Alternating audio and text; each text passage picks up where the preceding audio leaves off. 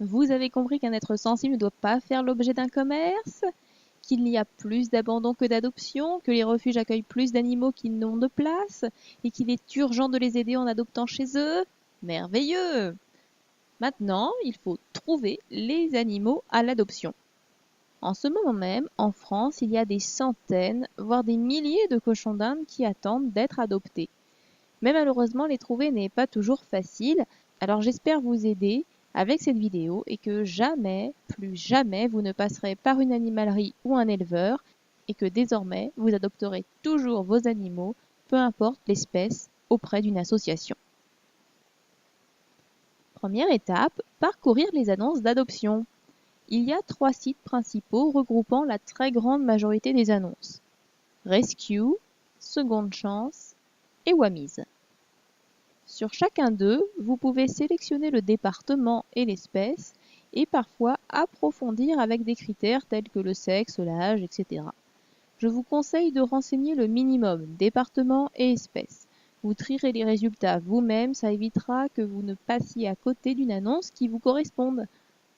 Si la recherche dans votre département ne retourne aucun résultat, essayez les départements voisins. Deuxième étape, cherchez les associations près de chez vous. Vous vous êtes promené sur ces 3 sites et toujours rien? Aucune annonce autour de chez vous? Ou aucun cochon d'Inde qui ne va?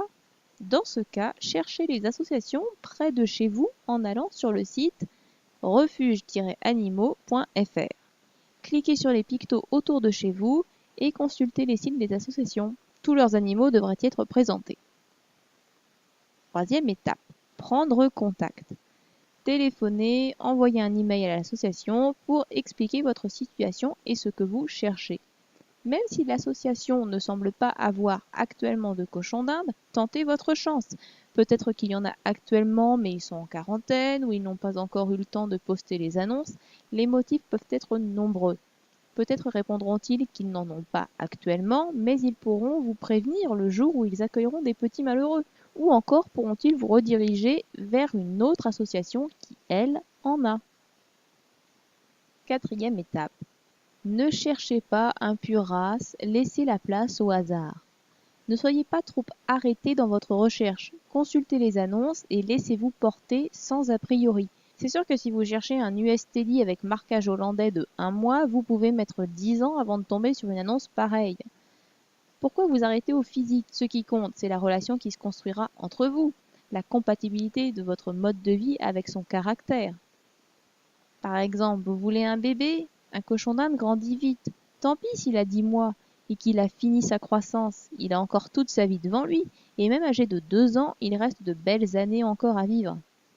Ou alors vous n'avez le budget que pour un cochon d'Inde? Eh bien vous devez trouver un animal qui préfère vivre sans congénère. C'est le caractère qui sera décisif. Ou au contraire, vous préférez les regarder interagir entre eux et ne les prenez pas beaucoup dans vos bras. Il faut un cochon d'Inde donc qui peut vivre en groupe et qui n'est pas particulièrement tactile. Et encore, si vous préférez justement avoir un cochon d'Inde à prendre dans vos bras et à dorloter, il faut trouver un cochon d'Inde qui soit calme et câlin, peu importe son aspect physique. L'association pourra vous décrire le caractère du cochon d'Inde et dire si les conditions de vie que vous proposez lui conviennent. Et si jamais vous cherchez un compagnon pour votre cochon d'Inde actuel, avec une association, vous pourrez faire un essai et si jamais ils ne s'entendent pas, l'association pourra reprendre l'animal.